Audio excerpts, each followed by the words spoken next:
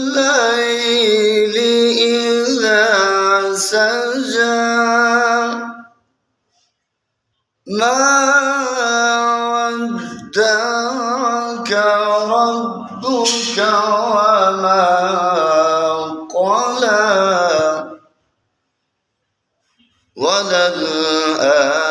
وللآخرة خير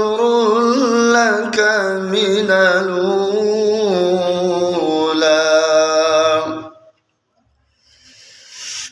والضحى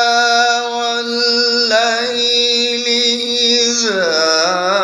سجى ما ودعك